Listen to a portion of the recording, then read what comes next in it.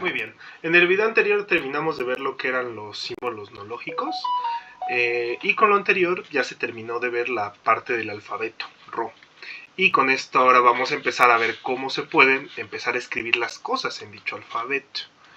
Esto empieza por ser justamente como nuestras reglas gramaticales. Nos va a interesar separar reglas gramaticales en la formación de dos conjuntos, el conjunto de términos y el conjunto de fórmulas. A veces las fórmulas reciben el nombre de fórmulas bien formadas. Entonces, bueno, con base en eso, ahora me voy a centrar yo en la parte de lo de los términos. Y pues bueno, los términos justamente serán los objetos sobre los que al dar una interpretación se van a poder decir cosas. Con lo anterior, pues obsérvese que justamente de nuestras variables y de nuestras constantes del alfabeto anterior que había presentado, perro, gato, 2 y 3 son justamente estas son nuestras constantes, y las constantes nos servían para luego, a la hora de interpretar, poder decir cosas sobre las constantes. Pero no solamente eso, sino que también vamos a añadir a las variables, ¿no? Entonces, vamos a tener que perro, gato, 2 y 3 van a ser términos, porque son susceptibles de que a la hora de interpretar se va a decir algo sobre ellos. Y pues en nuestro alfabeto que estábamos tomando en consideración antes, pues teníamos como variables a X, Y y Z. Entonces estos son nuestros primeros términos, ¿no? Sin embargo, recuerden que justamente cuando yo introduje a los funtores, les dije que los funtores servían también para decir cosas, ¿no? De objetos, y que después íbamos a tomar esto con pincitas, pero de momento lo estamos tomando por válido, ¿no? Entonces, a partir de ello, justamente también puedo decir cosas con C de perro, ¿no? Acuérdense, C, al interpretarse quería decir la contraparte. Ya habíamos discutido que en la interpretación podríamos decir que la contraparte de perro es la otra mascota, es decir, la contraparte de perro es gato, y luego pues puedo decir cosas sobre la contraparte de perro, ¿no? No solamente eso, sino que también puedo decir cosas con la contraparte de gato, también puedo decir cosas con la contraparte del 2, del 3, con la contraparte de la X, con la contraparte de la Y, con la contraparte de la Z. Pero no solo eso, sino que esto se expande más, porque puedo también decir cosas de la contraparte de perro. Y así, ¿no? Puedo seguirla. Entonces, bueno, con base en esto voy a buscar darles una definición para convencerlos de que justamente esa definición es la que puede abarcar todo lo de término. ¿Qué término es? Aquellas cosas de las que vamos a poder hablar a la hora de dar una interpretación, ¿vale? En la definición que vamos a dar de término, no solamente nos va a interesar decir esto es término, y así se obtienen otros términos, ¿no? Sino que también nos van a interesar las variables y las constantes que aparecen en dichos términos. Ahorita, hasta podría decirse que no son importantes, ¿no? Sin embargo, después lo van a hacer, ¿no? Entonces por eso es importante desde la definición ir diciendo aquí están las variables, aquí están las constantes, ¿no? Justamente en estos ejemplos anteriores, pues la idea es que justamente si hablo de la contraparte de perro, su única constante sea perro, ¿no? Porque es la única constante que aparece ahí. Si yo tengo, por ejemplo, la contraparte de X, pues este término de aquí no va a tener constante, sino que solamente va a tener a la variable X. Entonces, en mi definición, voy a querer incluir justamente para también tener eso para posteriori, ¿no? O sea, ahorita no lo vamos a utilizar mucho, pero después va a ser muy importante esto de lo de las variables que aparecen y las constantes que aparecen, ¿no? Para seguir ejemplificando esto y poder justificar mejor una definición, hagan de cuenta que el alfabeto que estaba teniendo antes le voy a añadir otro funtor. Le voy a añadir dos funtores. Le voy a añadir el funtor F, que va a tener aridad 2, entonces voy a poder tener f de x, y. Voy a ponerle aquí un puntito arriba, esto es porque esa x y esa y van a ser metavariables, es decir, pueden ser sustituidas por las variables xy, pueden ser sustituidas por las constantes, etc. Y voy a añadir también el funtor a, que va a tener va a tener aridad 4. A veces también esto de la aridad se dice que tiene 4 parámetros. Voy a decir que esos parámetros son X, Y, Z, T, ¿no? los pongo con puntitos. Recuerden, estoy hablando de metavariables, ¿no? Entonces, bueno, lo primero que quiero ver es justamente qué proceso puedo tener para, dado un funtor en específico, poder determinar cuáles son sus variables y cuáles son las constantes que aparecen en dicho funtor expresado de cierta forma, ¿no? Por ejemplo, imagínense que yo tengo el funtor A expresado como A, CX, X, F, XY, Z. Este funtor pues ya tiene también dentro de sí, con intercambios, otros funtores, ¿no? Entonces es complicado poder determinar todavía cuáles son cada una de sus partes. Primero vamos a concentrarnos en el caso sencillo. Yo tengo el funtor A con perro X, X y Y. ¿No? Tengo el funtor expresado de esta forma. ¿Vale? Entonces, bueno, ya que lo tengo expresado de dicha forma, justamente está expresado en la forma que les había comentado desde que definí los funtores que podía aparecer, ¿no? El primer tipo de aparición que puede tener, su más sencilla, ¿no? Es decir, solamente aparece con variables y constantes. Me va a interesar ahorita que absolutamente todas las cosas que estén entre los paréntesis se determinen como términos. Luego veremos por qué. Entonces, a este funtor, justamente expresado de esta forma, le voy a poner que sus términos no son perro, X, X, Y, tal cual como están expresados en la parte de aquí.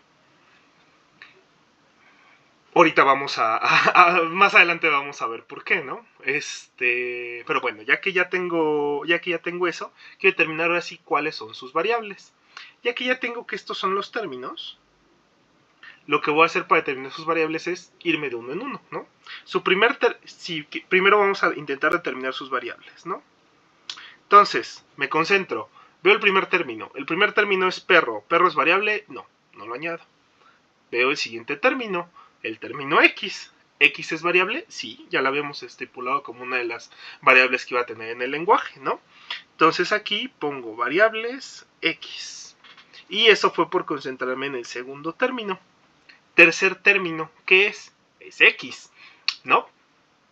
Esa sí es una variable, pues ya lo sabía, pero esa variable ya la puse, entonces pues no la voy a poner, ¿no? No, si ya la puse, no la vuelvo a poner. Entonces, bueno, con esto, aunque sí es variable, no la pongo. Luego Y. Y es variable. Y no la había puesto, entonces la añado. ¿Cuáles son las variables del funtor A aplicado en perro X, X, Y? Son X y Y. ¿Cuáles son las constantes? Realizo el mismo procedimiento. Observo el primer término es perro, el primer término si es una constante, entonces lo añado, ¿no? Al observar el segundo término es X, no es constante, entonces no lo añado. El siguiente término no es constante, es variable, entonces tampoco lo añado. El último término es variable, no es constante, entonces no lo añado. Si hubiera aparecido otra constante, como gato, como 2 o como 3, lo hubiera tenido que añadir. Si volvía a aparecer perro, no lo tenía que volver a añadir, ¿vale? Esta sería la forma en la que tenemos de los funtores más sencillos, podrían decirse funtores expresados en su forma primitiva, poder saber cuáles son sus variables y cuáles son sus constantes. Alternativamente también, para poder realizar algo que recibe el nombre de computabilidad, para computar cuáles son las variables y las constantes, a veces nos va a interesar estas expresarlas en un orden en específico, ¿no? Es decir, yo como estoy planteando las cosas ahorita, pues da igual, puedo decir que las variables son X y Y. Pero también puedo decir que las variables son Y y X. No nos está importando el orden en el que las estoy presentando. Si quiero expresarlas de una forma única, se realiza este procedimiento y se asume que ya hay un orden en las variables, ¿no? Entonces, bueno, yo ahorita no me voy a concentrar tanto en eso. Como aparezcan las variables, así están bien, ¿no? Entonces, bueno, ya que ya tenemos esto, vamos a formalizarlo. Vamos a tener la primera definición. Definición. Toda constante es un término. Voy a ponerle toda constante C, saben, C es una metavariable, voy a ponerle un puntito arriba, es un término. ¿Vale? También es importante, mi alfabeto es RO, a veces es importante decir es un término de RO. Toda variable, vamos a ponerle X, es un término. Ni constantes ni variables tienen constantes o variables. ¿Vale? Eso va a ser importante. Si yo tengo un funtor de aridad n, esto quiere decir que dicho funtor lo puedo expresar. F de nuevo es una metavariable. Es una metavariable que me está representando un funtor que tengo.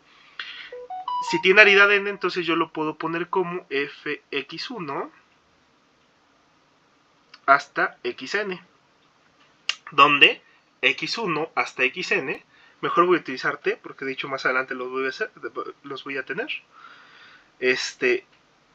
Cada uno de estas t1 hasta tn, son metavariables que pueden ser o constantes o términos, ¿vale? Entonces, bueno, si tengo este funtor expresado de esta forma, entonces t1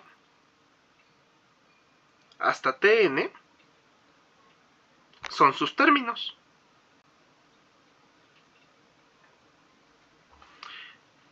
De esos términos, justamente, me voy al primer término, veo que es si es variable lo pongo en variable, ¿no?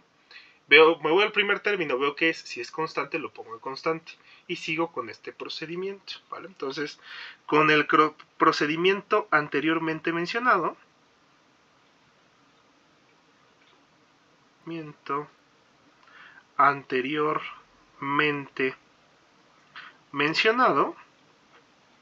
se determinan sus variables y sus constantes. ¿Vale? Entonces, bueno, así va a ser mi definición, ¿no? Ya tenemos eso. Y ahora vámonos a regresar a lo que era el caso complicado, ¿no? Cuando tenía cosas de este estilo. Tengo un funtor que viene de hacer un montón de cosas, ¿no? Porque no solamente podemos decir que tiene como término a otro funtor, sino que tiene a dos funtores, ¿no? El cdx y el fxy. ¿Cómo podemos abarcar esto? Pues por pasos, ¿no? Justamente lo que podemos ver es que originalmente yo tenía a mi funtor AXX, aquí no me acuerdo, perro creo que era, perro, Z, ¿no? O sea, este ya sabemos que es un funtor aplicado de una forma que ya sabemos cómo se comporta y ya sabemos determinar cuáles son sus variables y cuáles son sus constantes, ¿no? También, para el primero, pues yo podía tener el funtor C aplicado en X. Este es nada más de aridad 1, nada más se le puede poner un término, ¿no? En este caso, pues una variable, ¿no? Entonces, ya tengo estos dos funtores que ya sé cuáles son sus constantes, cuáles son sus variables, cuál es todo. Y lo que estoy haciendo es, me estoy fijando en el primer término, en la X. Y en lugar de la X, estoy poniendo mi C de X. Eso fue lo que hice. Entonces, cuando yo hago esto, ya no voy a poner mi primer término ya lo cambié por la C de X, ¿no? Entonces pongo que los términos de este funtor a la hora que hacemos el cambio, que sería el A, C de X, X, perro, Z, sus términos de este que acabo de poner aquí son C de X, este es su primer término, el que acabo de hacer la sustitución. Su segundo término es X, su tercer término es perro y su último término es Z. Y luego, ¿qué hago para determinar sus variables y constantes? Yo ya sé que de este funtor de aquí, sus variables son X y Z. Y yo ya sé que sus constantes son perro. Entonces, ¿qué voy a hacer? Lo que voy a hacer es, justamente, hice la sustitución. Entonces, acá voy a tener C de X. checo. ¿Qué checo? Checo si al hacer la sustitución se perdió alguna variable, ¿no? Porque se pudo haber perdido una variable.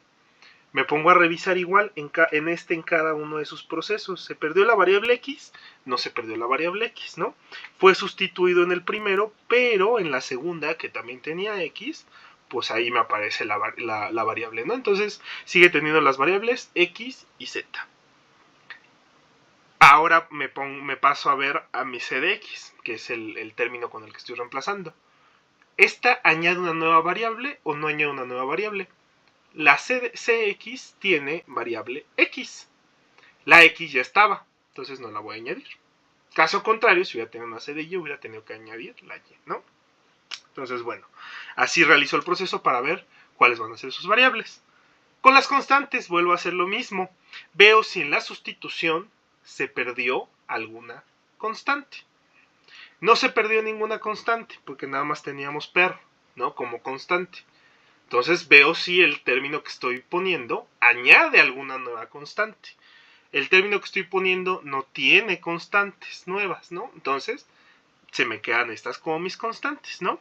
Entonces del nuevo término, lo que hice fue, justamente para determinar sus variables y sus constantes, ver cuáles habían perdido por la sustitución, y eso es ponerme a añadir término por término, y luego, ya que ya tengo eso, ver si añade nuevas constantes el término con el que estoy sustituyendo. ¿Vale? Entonces, ¿cómo se formaliza esto? Si tenemos un funtor f con variables x1 hasta xn y tenemos otro funtor, vamos a ponerle g, con variables y1 hasta yn, voy con n, primero mejor con una m, porque no tienen que ser los mismos, ¿no? Y en estos justamente yo tengo el término, en mi primer funtor yo tengo el término xy en algún momento. Tengo x1 y ahí tengo una xy. Puede ser mi primer término, puede ser mi último término. Y luego sigo y tengo hasta una xn. Entonces, ¿qué va a pasar? Que sustituir esa xy por mi nuevo término vuelve a ser un nuevo término. Entonces, bajo estas condiciones, voy a tener que fx1 hasta el lugar donde estaba la y, la que la voy a cambiar, y poner un g, y1 hasta ym, y luego sigo con los demás términos. Es un nuevo término. Y para saber cuáles son las variables y las constantes que tiene dicho nuevo término, tengo que primero ver si perdió variables o si no perdió variables, ¿no? Ya que veo cuáles perdió y cuáles se quedan, bueno, las pongo. Y con eso veo cuáles son las nuevas variables y las nuevas constantes que añade el término que estoy poniendo ahora. Y de esa forma ya puedo saber cuáles son todos los términos de mi funtor, que son nada más cambiar el término xy por lo nuevo que le acabas de poner, ver cuáles son las variables y ver cuáles son las constantes. El procedimiento es un poco más largo en la parte de determinar si se perdieron o no variables. Es justamente, te pones a analizar cada una de las variables que están y ves si aparece en uno de los términos con los que estás trabajando sin la sustitución. Y ya que ya haces eso, pues bueno, procedes a ver si se añadieron nuevas variables, ¿no?